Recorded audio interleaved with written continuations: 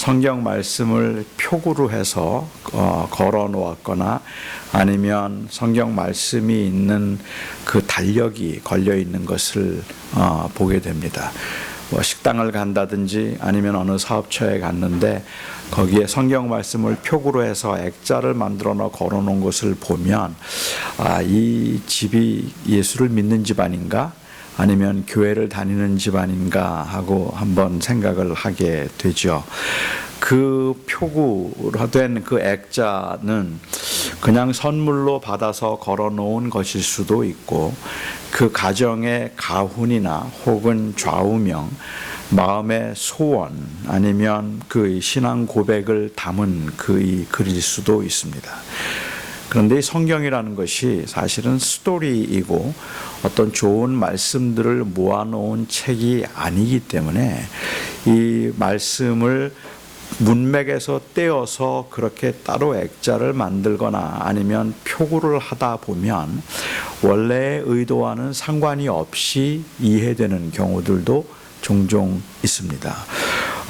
아마도 이 사업처에 가면 가장 많이 볼 수 있는 말씀이 욥기 8장 7절 말씀이 아닐까 생각을 해요. 내 시작은 미약하였으나 나중은 심히 창대하리라. 이 말씀 아마 곳곳에서 여러분들이 보셨을 겁니다. 참 위로가 되는 말씀이고 좋은 말씀이라서 믿지 않는 사람들도 좋아할 만한 말씀입니다. 그 해석적 적용의 다양성을 생각해 보면 사실 그런 말씀들을 표구로 해놓은 것이 틀렸다고 말할 것은 아니겠지만 분명한 것은 내 시작은 미약하였으나 나중은 심히 창대하리라는 이 말씀은 하나님이 하신 말씀이 아닙니다.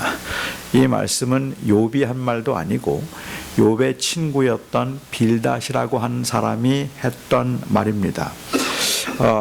그 욥의 친구가 응징신학적인 그 retribution theology의 그 배경을 가지고 이 말을 한 거죠. 욥이 고난을 당했을 때 그때 욥의 친구들은 욥이 고난당하는 것을 굉장히 안타까워해서 일주일 동안 금식을 하면서 기도했습니다. 하지만 그들이 가지고 있던 기본적인 생각은 욥이 고난을 당한 것은 죄 때문이라고 생각했어요. 하나님 앞에 죄가 있어서 지금 벌을 받고 있는 거라고 생각을 했기 때문에 그가 하나님 앞에 회개하고 돌아오면 하나님께서 그를 회복시켜 주실 것이라는 생각을 하고 있었습니다. 그래서 지금은 엄청난 고난 중에 10명의 자녀들을 다 잃어버렸지만 하나님 앞에 다시 죄를 회개하고 하나님 앞에 돌아오면 하나님께서 복을 주셔서 다시 그를 창대케 하실 것이라는 것이 빌닷이 가지고 있던 생각이었습니다. 그렇기 때문에 그는 내 시작은 미약하였으나 나중은 심히 창대하리라는 이 말의 의미에 깔려있는 신학적인 전제는 지금은 이렇게 고난을 많이 당하고 있지만 네가 회개하면 하나님께서 너에게 다시 복을 주실 것이라는 의미에서 한 말이었습니다. 하지만 빌닷의 말은 틀렸습니다. 욥이 고난을 당했던 이유는 죄가 있기 때문에 하나님께 벌을 받고 있는 것이 아니었습니다. 욥기의 핵심적인 주제는 사실은 의인도 고난을 받을 수 있다는 사실과 그리고 고난 가운데 있을 때라도 하나님의 임재는 항상 그와 함께하고 있었다는 것을 보여주기 위한 것이 훨씬 더 중요한 메시지이지 욥기를 종종 우리는 고난을 당하면 욥기를 읽어보라고 하는데 그 욥기를 읽어보라고 하는 그 이유가 그냥 고난 중에 있을 때도 불평하지 말고 감사하고 원망하지 말라는 의도라고 하면 욥기 1장하고 2장만 읽으라고 그러는 게 맞아요. 3장부터는 욥이 원망을 해요. 태어난 것도 원망하고 너무너무 힘들어 하거든요.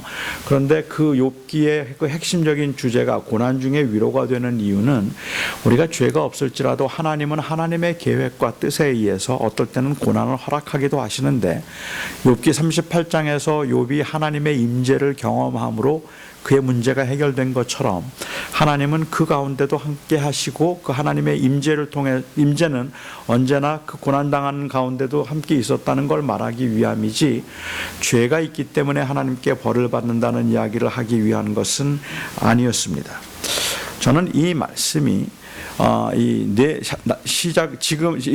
시작은 미약하였으나 나중은 창대하리라는 이 말씀이 사실은 이 욥이 한 말이 아니고 하나님이 하신 말씀이 아니라 빌닷이 한 말인 것을 교회가 알고 있음에도 불구하고 이러한 그 말씀에 대한 잘못된 적용에 관대했던 이유가 어쩌면 세상에서 잘되고 그리고 성공하고 싶다는 그 욕망을 합리화시키고 있는 것은 아닐까라는 생각도 하게 됩니다. 아무튼 내 시작은 미약하였으나 나중은 심히 창대하리라는 말씀은 좋은 말씀이기 때문에 그렇습니다. 또 다른 그 가정에서 제일 많이 볼 수 있는 혹은 사업처에서 많이 볼 수 있는 표구된 말씀이 있다면 빌립보서 4장 13절 같아요. 내게 능력 주시는 자 안에서 내가 모든 것을 할 수 있느니라.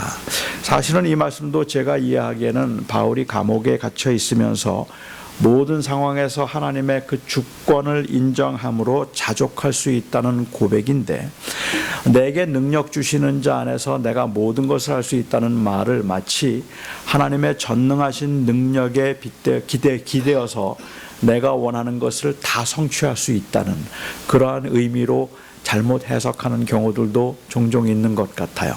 내게 능력 주시는 자 안에서 내가 모든 것을 할 수 있으니까 하나님이 나에게 능력을 주시기 때문에 나는 내가 원하는 것들을 다 이룰 수 있다 하는 그러한 의미로 해석을 하는 경우죠. 사실은 하나님이 무엇이든지 다 할 수 있는 전능하신 분이라는 것은 우리 모두의 고백입니다. 하지만 우리가 가지고 있는 고민은 하나님께서 무엇이든지 다 할 수 있는가 하는 것의 고민이 아니라 하나님의 원하심이 무엇일까 하는 것에 대한 고민입니다. 하나님께서 이 미시간 애나버 한인장로교회를 애나버에서 미시간에서 미국에서 제일 큰 교회로 만드실 수 있을까요? 없을까요? 만드실 수 있죠. 전능하신 분이신데 하나님은 여러분들을 형통하게 하셔서 한국 최고의 재벌, 가장 큰 재벌이 되게 하시거나 최고의 학자가 되게 하실 수 있을까요? 지금 여러분들이 논문을 쓰고 있으면서 굉장히 지지부진하지만 오늘 밤에라도 하나님께서 지혜를 주셔서 그래서 여러분들의 논문이 한 달 안에 끝나게 하실 수 있을까요? 없을까요? 있죠. 당연히 하나님은 그렇게 전능하신 분이에요. 그런데 하나님이 정말 그렇게 해 주실까요? 그건 몰라요. 하나님이 그걸 해 주실까 하는 것에는 여전히 의문을 가지고 있는 이유는 사실은 하나님의 원하심은 무엇일까 하는 것에 대한 고민이 우리 안에는 있기 때문에 그렇습니다. 그런데도 이 하나님이 원함이 무엇일까를 묻는 사람은 교회에서 믿음이 없는 사람처럼 보여지죠. 믿음이 있는 사람이면 내게 능력 주시는 자 안에서 하나님이 무엇이든지 할 수 있다는 말씀을 믿고 그래서 우리가 원하는 걸 다 이룰 수 있다고 믿어야 되는데 정말 될 수 있을까라고 생각하는 것이 믿음이 없는 사람이라고 생각합니다. 오늘 본문을 가지고 전능하신 하나님께서 큰 교회 건물을 짓지 못하실 것이며 하나님께서 획기적인 부흥을 가져오실 수 없겠느냐라고 그렇게 말한다면 이것은 역시 욕망의 합리화일 뿐입니다. 사도 바울이 말했던 의도는 내게 능력 주시는 자 안에서 나는 언제나 자족하며 하나님을 의지할 수 있어서 풍부함과 그리고 이 가난함과 배고픔과 배부름에서 내가 일체의 비결을 배웠다는 고백을 하고 있는 것이지 나는 기어코 부자가 될 수 있을 것이라는 아니면 성공할 것이라는 이야기를 하고 있는 게 아니기 때문에 그렇습니다. 저희 집에는 표구된 성경 구절들이 하나도 없었습니다.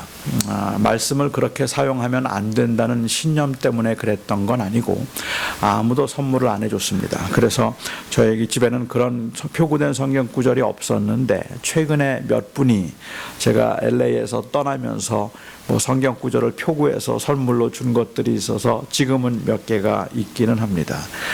그런데 만일 제가 저희 집을 하나님의 말씀, 성경 말씀으로 다시 리데코레이트를 한다면 어떤 말씀이 제일 좋을까요? 어떤 말씀으로 저희 집을 데코레이트하면 저의 어떤 이 마음의 소원이나 신앙적인 고백을 보여줄 수 있을까요?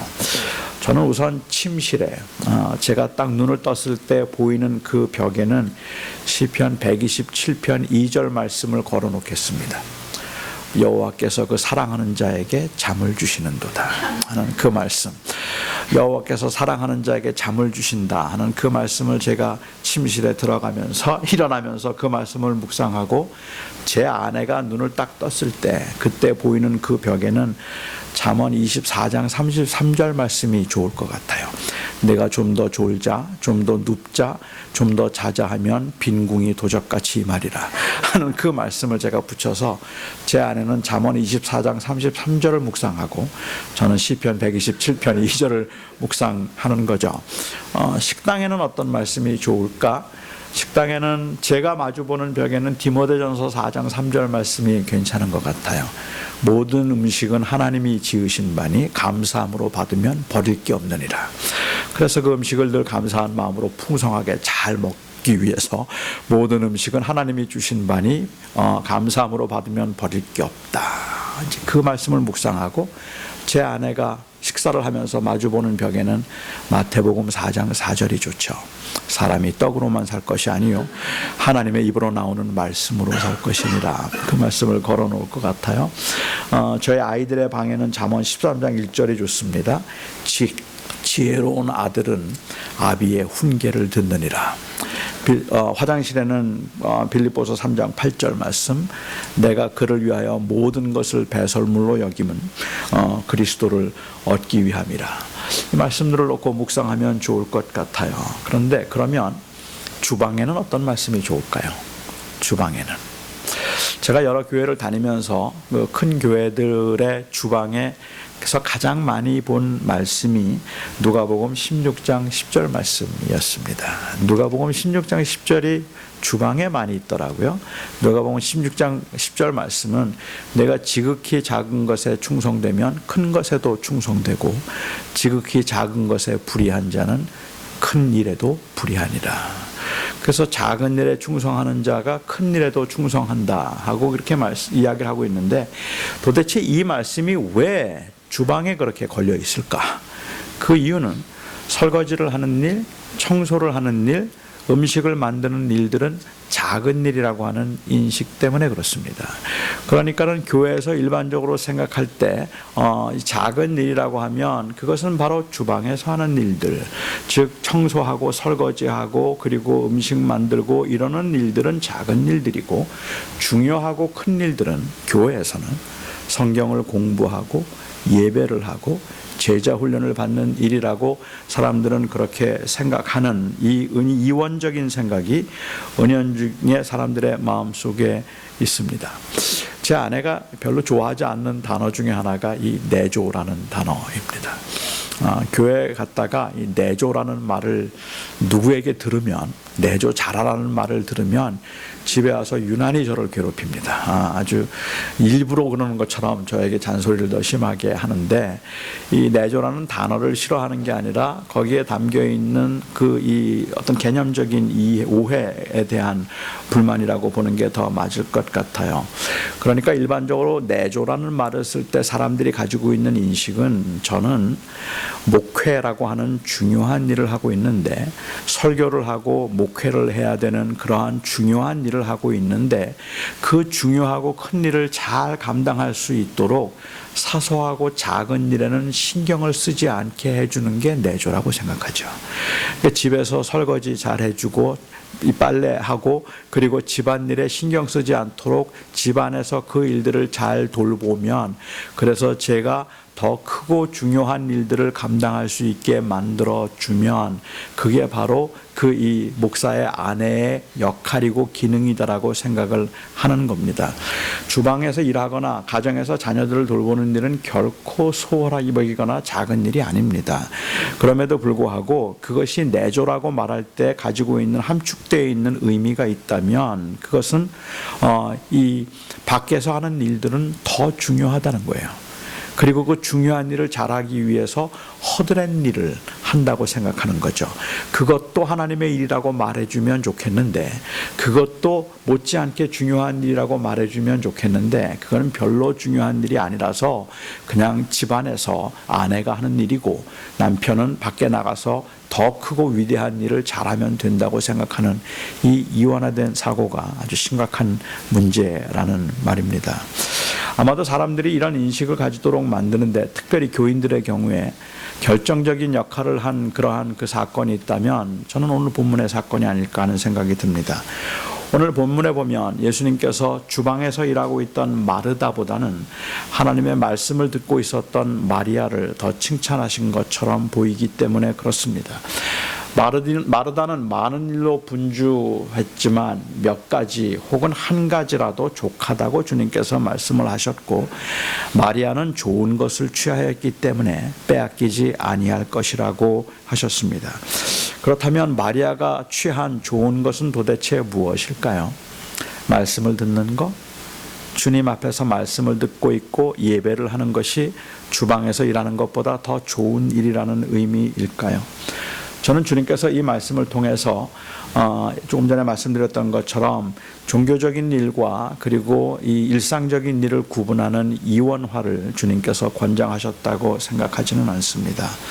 이 말씀을 좀 이해하기 위해서는 이 말씀 바로 직전에 나오고 있는 선한 사마리아 사람의 비유를 좀 살펴볼 필요가 있다고 생각해요. 물론 이 두 개는 전혀 다른 그 이야기들을 전혀 다른 두 개의 그 페리코페가 그냥 거기에 나열되어 있다고 말할 수도 있겠지만, 제가 이해하기에는 이 두 개는 아주 밀접한 관계를 가지고 있지 않을까, 그래서 어떤 그 개념에 대한 균형을 이루고 있는 것은 아닐까라는 생각도 좀 하게 됩니다. 한 율법학자가 예수님을 찾아왔습니다. 그리고 예수님에게 물었습니다. 어떻게 하면 영생을 얻을 수 있습니까? Rabbi, how can I attain eternal life? 어떻게 하면 내가 영생을 얻을 수 있죠? 얻을 수 있죠? 라고 물었습니다.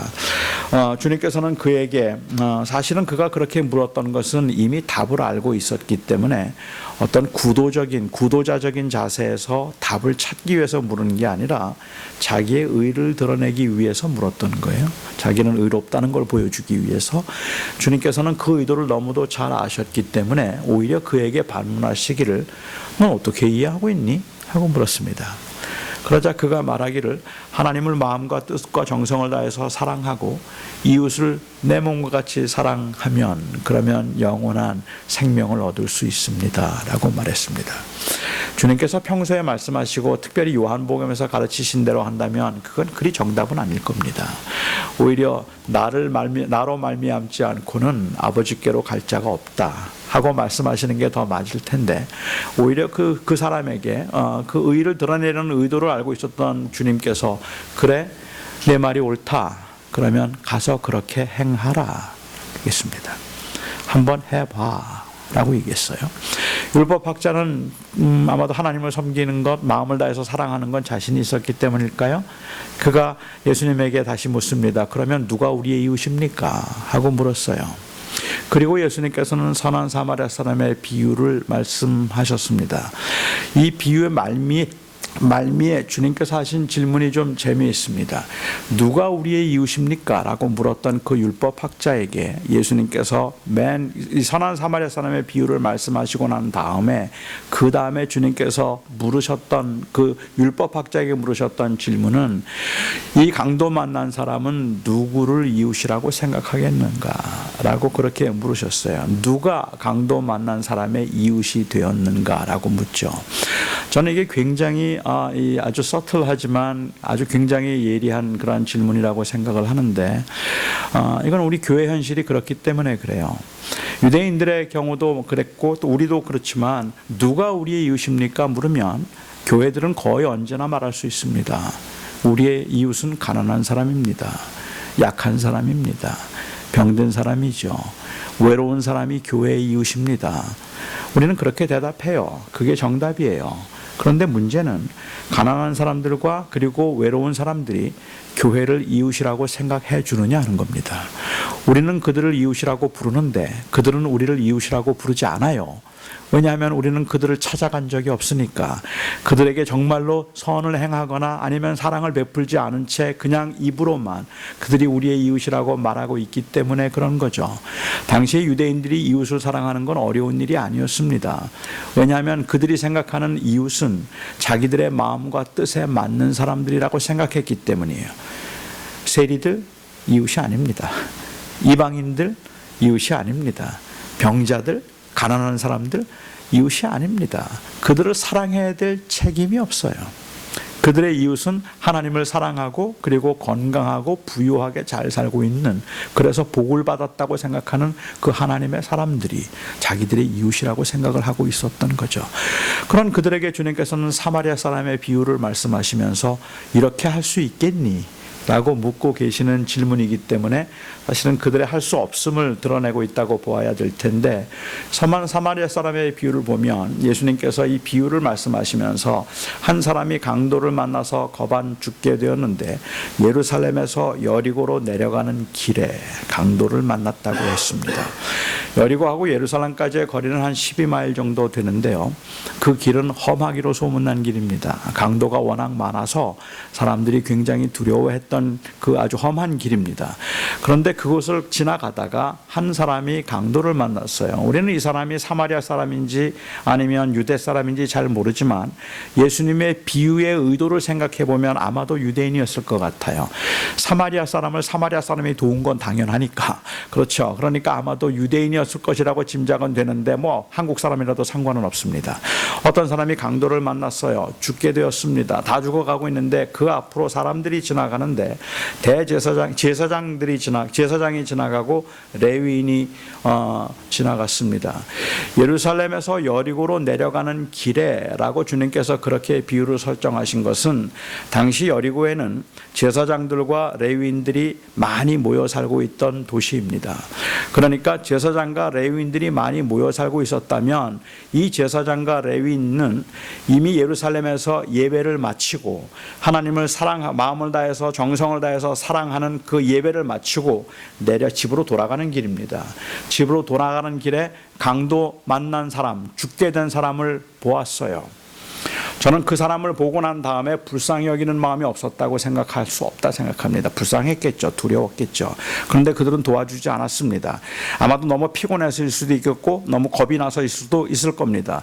그런데 주님께서 말씀하신 비유의 의도를 보면 주님께서 예루살렘으로 여리고로 내려가는 길에 특별히 종교인들을 주님께서 말씀하셔서 여기에 이 제사장과 레위인들이, 즉 종교인들이라고 말하는 것은 아마도 이 비유를 통해서 하나님을 사랑함과 이웃 사랑함을 대조하기 위한 하나님의 의도가, 예수님의 의도가 담겨 있다고 보는 것이 다분히 가능하다고 생각합니다. 그러니까 이들은 종교적인 의무를 다했지만 이웃을 사랑하라고 하는 그 의무를 다하지 않은 사람들입니다. 자기들은 종교적인 의무를 다했다고 생각했기 때문에 그 병든, 그 가난한 사람 아니면은 그 강도를 만나서 거반 죽게 된 사람을 보고 그냥 지나쳐간 사람입니다. 피곤해서라고 말할 수도 있겠고 두려워서라고 말할 수 있겠지만 아마도 주님이 말씀하시는 의도를 보면 거기에 종교적인 의도가 있는 것 같다는 거예요. 주님은 의도하시기를, 자, 여기에 이런 강도 맞는 사람이 있는데 그 주님을 마음을 다해서 사랑하고 예배를 다하고 난 다음에 그 다음에 내려가다가 강도 만난 사람을 그냥 지나쳐버렸어. 사랑하지 않았지. 그러면 그 사람이 온전한 신앙을 가진 사람이라고 말할 수 있을까? 하나님을 사랑한다고 말하면서 이웃을 사랑하지 않는 것, 그것은 가능하지 않다는 이야기를 주님께서 말씀하기 위함이 아니겠습니까? 그리고 난 다음에 주님께서는 누가는 그 바로 직후에 이 마르다와 마리아의 이야기를 기록하고 있다는 겁니다. 그러니까는 마르다와 마리아의 이야기를 보면서 종교적인 것과 그리고 일상적인 것을 구분해서 여기에 그 하나님을 예배를 다하고 마음을 다해서 하나님을 섬기고 난 다음에 어렵고 힘든 사람을 도와주지 않았던 그 일에 대한 선한 사마리아 사람의 비유하고 볼 때는 만일 여기에서 마르다와 마리아를 대조하고 있는 것이 말씀을 듣는 것과 그리고 이 일상적인 일에 그 책임을 다하고 있는 것 사이에 구분을 두어서 말씀을 듣는 것이 더 중요하다고 말한다면 선한 사마리아 사람의 비유의 가르침과 대상치된다는 말입니다. 선한 사마리아 사람의 비유에서 주님께서 말씀하신 의도를 생각해 본다면 말씀을 듣는 것이 주방에서 힘들게 일하고 있는 자매를 도와주는 것보다 더 중요하다고 말하면 안 되는 겁니다. 그렇잖아요. 그게 더 중요하다고 이야기를 하면 그것은 마치 예배를 하는 것이 가난한 사람을 도와주는 것, 매 맞아서 죽게 된 사람을 도와주는 것보다 더 중요해서 이것만 하면 다른 것은 안 해도 된다는 말로 오해할 수 있기 때문에 그렇다는 말입니다. 주님께서는 그런 의도에서 이 말씀을 하셨다고 보기가 저는 그래서 어렵다고 생각합니다. 하나님을 예배하기만 하면 그러면 다른 사람을 돕는 일은 소홀히 해도 된다고 말하는 것은 그것은 선한 사마리아 사람의 비유와 상충할 수 있습니다. 주님의 의도는 그게 아니었다고 저는 생각합니다. 누가는 그냥 한 마을이라고 했지만 요한복음을 보면 이 한 마을은 베다니라는 곳입니다. 예루살렘에서 한 1.2마일 정도 떨어져 있는 곳인데 가난한 사람들이 주로 모여 살던 곳이기는 하죠. 그런데 주님께서는 예루살렘에 가실 때마다 이 베다니라는 곳에 들르셨던 것 같아요. 베다니에 있는 사람들 중에 특별히 이 마르다와 마리아 그리고 그의 오라비였던 이 나사로가 있는 이 가정을 특별히 사랑하셨던 것 같습니다. 요한은 그래서 이 나사로를 예수님이 특별히 사랑하셨다고 이야기를 하는데 그 집을 예수님께서는 자주 가셨다고 우리가 짐작할 수 있을 것 같아요. 한글 성경에는 마르다가 언니라고 기록이 되었는데 그런데 사실 영어 성경도 그렇고 그다음에 우리 헬라 원어 성경에도 누가 언니인지는 잘 몰라요. 그냥 시스터라고 했는데 이 시스터라고 하면 그것을 왜 마르다를 언니라고 그렇게 번역을 했을까? 아마도 그 잔치를 주관한 사람이 마르다이기 때문에 언니라고 그랬을까 하고 짐작은 해볼 수는 있겠지만 번역상 우리 한국 이 문화적으로 생각해 볼 때는 그냥 자매라고 말하면 이건 굉장히 애매합니다. 우리는 만나면 일단은 누가 언니인지 확인해야 돼요. 그래야 이 교제가 가능해져요. 그렇지 않은 상황에서는 이게 영 애매하기 때문에 누가 형인지 누가 언니인지 주민등록을 펴놓고 확인을 하던가 아니면 그렇게 확인을 하는 게 굉장히 중요하고 그냥 자매가 있어 이렇게 이야기하면 이건 좀 애매하잖아요. 그래서 아마 언니라고 그렇게 번역을 한 것 같기는 한데 누구라도 상관없습니다. 저는 언니라고 번역한 대로 가정을 하고 예수님께서 이 베다니에 있는 마르다와 마리아의 집에 오실 것을 그들이 알고 있었다고 전제하고 한번 이 이야기를 각색해 보도록 하겠습니다. 예수님이 이번에도 자기 집에 오신다는 소식을 들었습니다. 마르다와 마리아는 너무 좋았어요. 그리고 마음이 설레기 시작했습니다. 그들은 예수님을 사랑했기 때문입니다. 그래서 예수님이 오셨을 때 우리 예수님에게 뭘 해드리면 좋을까? 긴 여행 끝에 오시게 되는데 어떤 음식을 해드리면 좋을까? 아마 두 사람이 의논을 좀 했을 것 같아요. 한참 의논하면서 말했겠죠.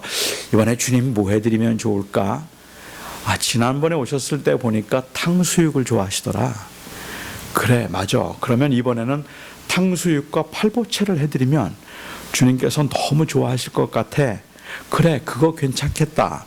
그러다가 한 자매가 말해요. 그런데 지난번에 탕수육 해드렸으니까 이번에는 갈비냉면이 어떨까? 오, 갈비냉면도 좋겠네. 갈비냉면을 그러면 해드리도록 하자. 그래, 갈비냉면 하자.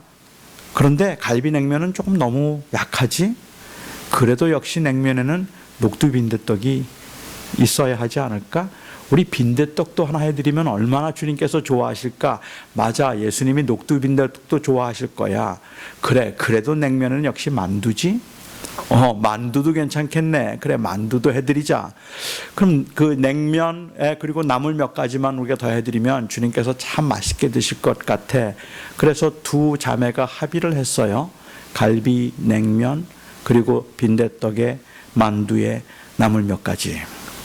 그렇게 주님을 기쁘시게 하겠다는 마음으로 그 메뉴를 짰습니다. 그런데 여러분, 예수님을 초대한다는 건 그렇게 쉬운 일이 아니에요.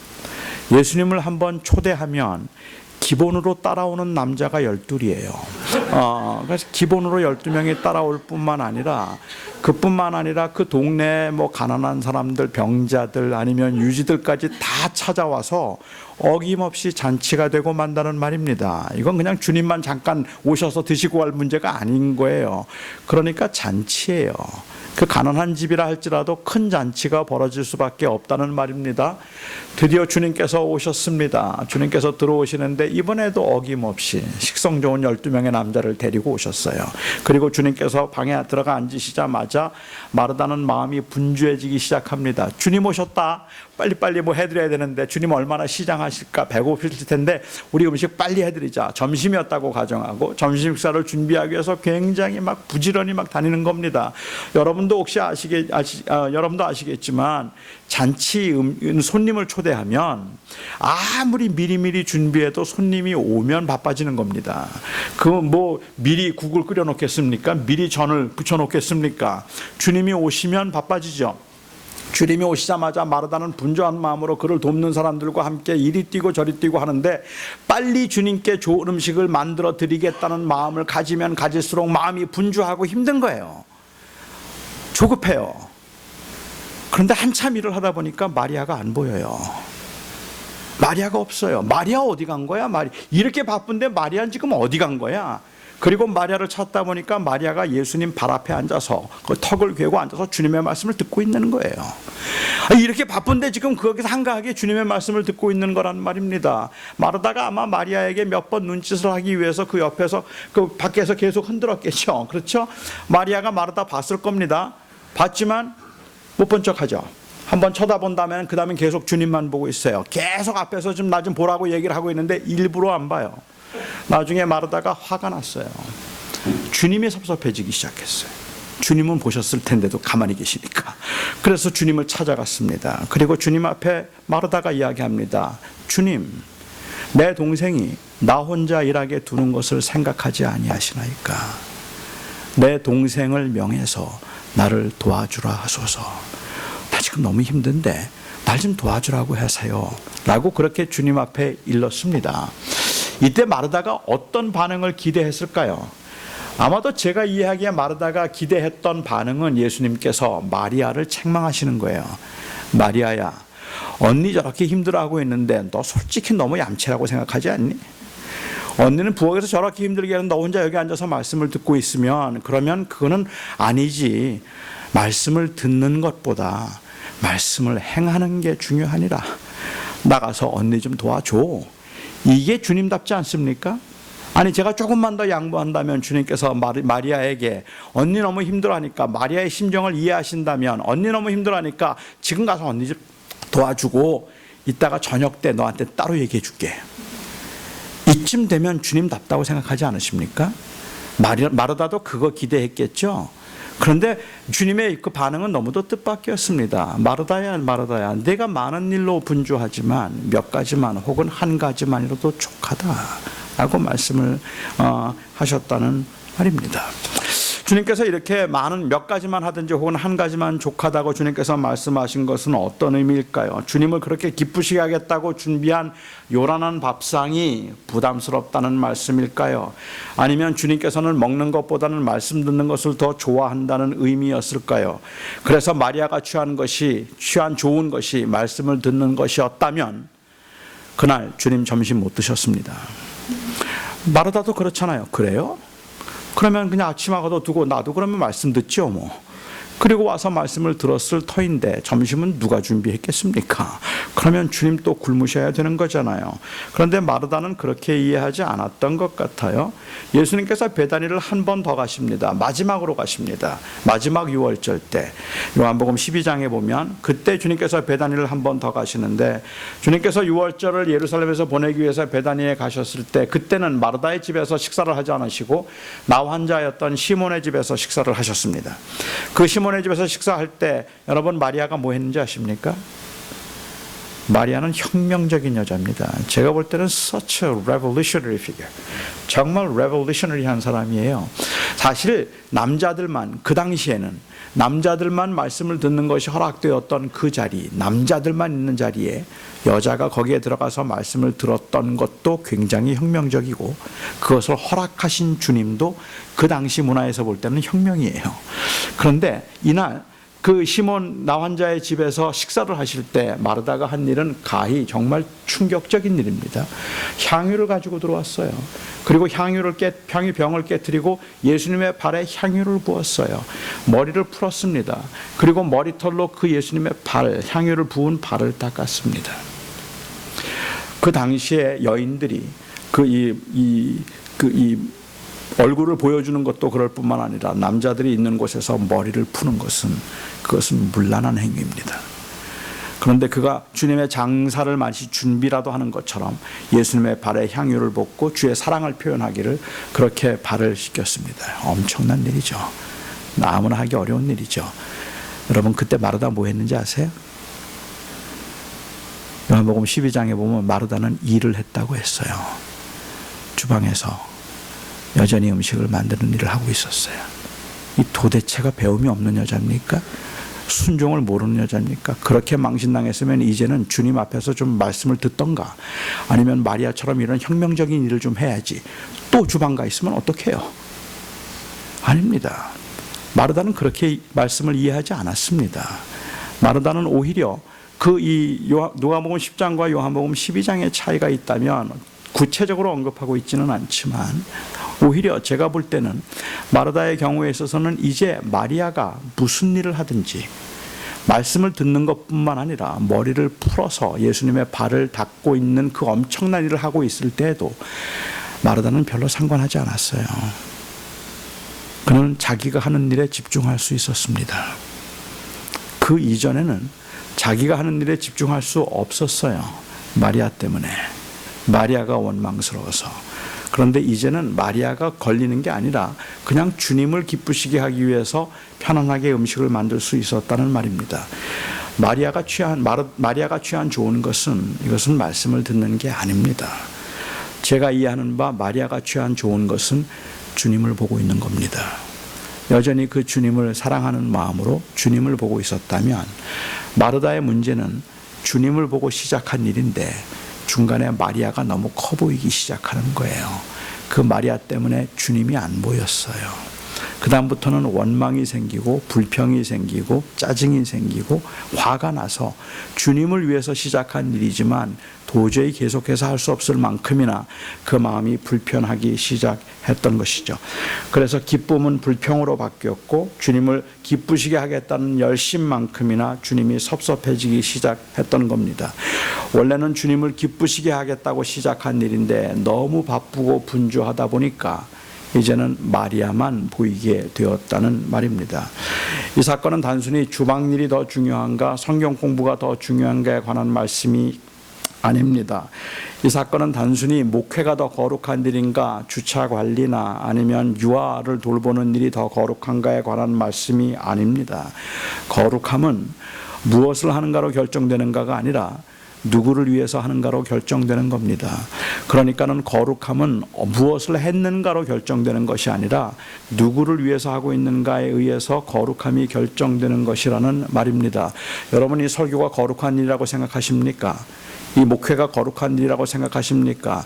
제가 설교를 하면서 제 머릿속에는 온통 내가 어떻게 하면 설교를 잘해서 여러분들에게 인정을 받고 그래서 유명한 사람이 되고 그래서 내가 조금 더 편안하고 그리고 많은 것을 누리며 살 수 있을까 하는데 온통 제 마음이 가 있다면 이게 어떻게 거룩한 일입니까? 이거는 속된 일입니다. 자기를 위한 일이기 때문에 그렇습니다. 여러분들이 학업을 하는 일이 세상 일이 아니잖아요. 목회를 하는 것만이 거룩한 일이 아닌 것처럼 여러분들이 공부를 하고 있거나 아니면 직장 생활을 하고 있거나 아니면은 학교에서 가르치거나 무엇을 하든지 간에 그 일은 하나님께서 나에게 맡기신 일이라 내가 하나님 앞에서 이 일을 감당하고 있습니다라는 고백이 있다면 그게 거룩한 일이란 말입니다. 무엇을 하는가로 결정되는 게 아니죠. 주방에 있어서 속된 일이 아니란 말입니다. 유아를 돌보기 때문에 속된 일을 하고 있는 것이나 아니면 부차적인 일을 하고 있는 게 아니라 그 일이 하나님을 위한 일이면 그 일이 바로 하나님의 일이라는 말입니다.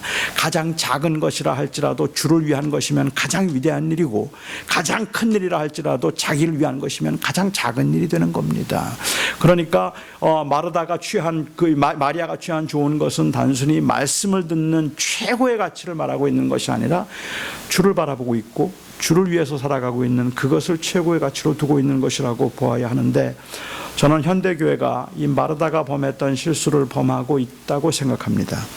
그리스도의 영광을 위해서 사역을 시작했지만 조금 더 많은 사람들에게 우리가 믿는 그 하나님의 사랑과 은혜를 전하겠다는 마음으로 열심히 전도를 하지만 어느 때부터인지 너무 분주해졌습니다. 교회가 하는 일이 너무 많아요. 뭐 사실 하는 일이 많다는 건 그 자체는 그렇게 문제가 되지 않습니다. 그런데 주님을 위해서 한 가지라도 더 맛있는 음식을 준비하겠다는 게 문제가 될 리는 없겠죠. 그런데 언제부턴지 그 일들이 부담이 되기 시작하고 짐이 되기 시작했다는 것이 문제이고, 그러다 보니까 함께 하지 않고 도와주지 않는 사람들이 다 원망스러워지기 시작했다는 게 문제라는 말입니다. 아니, 어쩌면 그것보다 더 심각한 문제는 주님을 기쁘시게 하겠다는 명목으로 시작한 그 일이 결국은 자기의 성취와 자기의 의가 되어서 성공이 목표가 되고 형통이 동행의 증거가 되어버린 것, 그러므로 주님을 놓치게 되었다는 것이 문제입니다. 목회를 하면서 저는 성공이 마리아가 될 수 있다고 생각합니다. 그 성공 때문에 주님이 안 보여요. 교회가 부흥하는데 주님이 안 보여요. 교회가 잘 자라지 않는데 그 상태가 주님을 못 보게 만드는 것일 수도 있다는 말입니다. 여러분들의 학업에 진보가 있으면 그 진보가 자칫 주님을 가리는 것이 될 수도 있고, 아니면 그 학업의 진보가 진보하지 않고 있는 그 답답한 답보 상태가 때로는 주님을 보지 못하게 만드는 것일 수도 있습니다. 우리는 길을 쓰고라도 어떻게든지 결국은 나는 주를 위해서 삽니다라는 이 고백을 붙들어야 하는 사람들인데, 살다 보면 우리 주변에서 벌어지는 여러 환경들이 주를 보게 만드는 것이 아니라 주님을 못 보게 만드는 일들이 너무 허다하게 많다는 것이 문제라는 말입니다. 어느 한 외로운 할머니가 한 분 계셨어요. 이 할머니가 너무 외로워서 말벗이 필요했습니다. 애완용 동물을 파는 가게에 가서 이 앵무새를 한 마리 샀습니다. 이건 물론 만들어낸 이야기라고 저는 생각하는데, 앵무새를 한 마리 샀어요. 그러면서 주인에게 물었습니다. 제가 외로워서 앵무새를 삽니다. 말벗이 필요합니다. 이 앵무새 말 잘해야 됩니다. 주인이 말합니다. 너무 말이 많아서 문제입니다. 앵무새 정말 말 잘합니다. 그래요? 그래서 앵무새를 사가지고 왔어요. 다음날 할머니가 찾아오셨습니다. 굉장히 안색이 안 좋아요. 말씀하십니다. The parrot doesn't talk. 새가 말 안 해요. 어우, 정말 죄송합니다. 혹시 새장 안에 거울 있나요? 거울 없는데요. 새들은 거울을 보면 마치 친구하고 이야기하듯이 이야기를 하기 시작할 겁니다. 거울을 하나 사가세요. 그래서 거울을 사가지고 갔습니다. 다음날 할머니가 또 찾아오셨습니다. 말씀하십니다. Parrot still doesn't talk. 아직도 말 안 하는데요. 혹시 새장 안에 사다리 있나요? 사다리 없는데요. 새들은 이 사다리를 오르락내리락 하다 보면 기분이 좋아져서 말을 할 수도 있습니다. 사다리 하나 사가시죠. 사다리 사갔습니다. 다음날 할머니가 또 찾아오셨어요. 아직도 새가 말을 안 해요. 정말 죄송합니다. 혹시 새장 안에 그네 있나요? 그네 없는데요. 새들은 그네를 타면 기분이 좋아져서 말을 하기도 합니다. 그네 하나 사가시죠. Reluctantly 그네를 사가지고 갔어요. 다음날 할머니가 오셨어요. 안색이 완전히 달라졌어요. 주인이 묻습니다. 새가 말하던가요? 할머니가 아주 풀죽은 목소리로 대답해요. 아니요. 새가 죽었어요. Oh, I'm so sorry. 그런데 정말 새가 죽기까지 아무 말도 하지 않던가요? 죽으면서 딱 한마디 하고 죽었습니다. 뭐라고 하던가요? 그 가게에 먹을 건 팔지 않던가요? 그 말하고 죽었습니다. 굶어 죽었습니다. 새가 말하도록 하기 위해서 그네 갖다 놓고 사다리 갖다 놓고 거울 갖다 놓는데 먹을 거 주는 걸 잊어버렸어요. 그리고 새가 굶어 죽었습니다. 저는 어쩌면 오늘날 교회에서 예수님께서 질식하고 계시다고 생각합니다. 어쩌면 그렇게 프로그램들이 많은지, 어쩌면 그렇게 훈련들이 많은지 굉장히 바빠요. 그런데 주님이 없어요. 그 안에 주를 바라보던 시선이 사람을 바라보고 있고, 오히려 그 일들에 피곤하고 찌들려서 다른 사람과 비교하고 누가 더 빠른가, 누가 더 잘 나가는가 하는 것을 보느라고 주님을 볼 겨를이 없는 거예요. 그게 어쩌면 우리의 교회의 모습일지도 모르겠다는 생각을 합니다. 정말 그리스도 때문에 이곳에 모였고 주님을 영화롭게 하겠다고 해서 어떻게 하면 내가 주를 잘 섬길 수 있을까를 생각해서 제자 훈련을 하고 성경 공부를 하기 시작하고 예배를 하기 시작했는데, 그런데 어느덧 시간이 지나면서 우리는 점점 그 본질적인 그 우리가 원함은 다 식어버리고 냉랭해지고, 우리의 원함은 그냥 어떻게 하면 내가 이 다른 사람보다 더 앞서갈 수 있을까? 남들보다 더 빨리 갈 수 있을까? 남들보다 더 인정받는 사람이 될 수 있을까 하는데 더 관심이 많은 것처럼 보여지는 경우들이 너무 많다는 말입니다. 그러니까는 우리가 주님의 영광을 위해서 열심히 사역하는 건 너무도 귀한 일인데 어느 때부터인지 주님의 영광이라는 말도 그냥 말뿐인 그런 형식적인 말이 되어버렸고 결국 원하는 것은 성장과 부흥이 되어버린 그것이 되었다는 거죠. 처음 시작할 때 나는 주님의 영광을 위해서 학업합니다라고 했는데 그리고 여러분들의 학업이 주님의 일이고 주님의 영광이라고 시작하고 학업을 했는데 조금씩 시간이 지나가기 시작하면서 나보다 먼저 가는 사람들이 보이기 시작하죠. 나보다 조금 늦게 왔는데 논문을 먼저 끝내는 거예요. 알아요. 여러분들의 심정 미칠 것 같죠. 어떻게 이런 일이 발생할 수 있을까? 내가 논문이 빨리 안 끝나고 있는 건 그렇게 안 답답해요. 나를 진짜 답답하게 만드는 건 나보다 늦게 온 사람이 끝내고 가는 거예요. 그게 더 답답하죠. 그런 것들이 우리의 마음을 누르기도 하고 빨리 공부를 마쳤는데도 직업이 잘 안 되는 것 이 자리가 잘 나지 않을 때 오는 그러한 불안함들, 두려움들 이런 것들이 결국은 사람과 비교하고 내가 우월해지기도 하고 내가 초라해지기도 하는 모든 것들이 눈앞에 보이는 마리아들 때문에 눈에 보이는 것들 때문에 그렇게 흔들리고 있지 실제로 주님 때문에 주님이 원하시는 길이고 주님이 기뻐하신다면 저는 그 길을 갑니다 라는 그 고백은 오래전에 사라진 것 같은 그런 모습들이 우리의 모습일지도 모른다는 말입니다. 마리아가 취한 좋은 것은 말씀을 듣는 것이 아니라 여전히 주를 바라보고 있는 겁니다. 그리고 마르다는 주방 일을 통해서 요한복음 12장에 보면 그것을 회복한 것입니다. 그게 바로 우리가 하고 싶은 일이고 우리가 원하는 일들이라고 저는 생각합니다. 여러분들의 삶의 현장에서 예수를 주라고 고백한 저와 여러분이 이 땅에 살아가면서 정말로 하고 싶은 일이 있다면 항상 주님을 놓치지 않는 겁니다.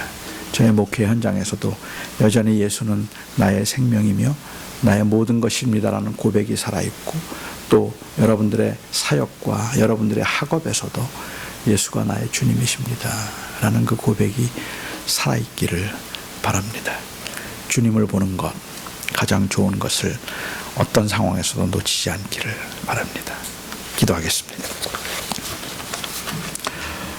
사랑하는 나의 아버지 하나님, 오늘도 하나님의 은혜 가운데 저희들이 마르다와 마리아의 이야기를 통하여서 주님이 무엇을 가장 원하시는가를 다시 한번 생각해 보았습니다.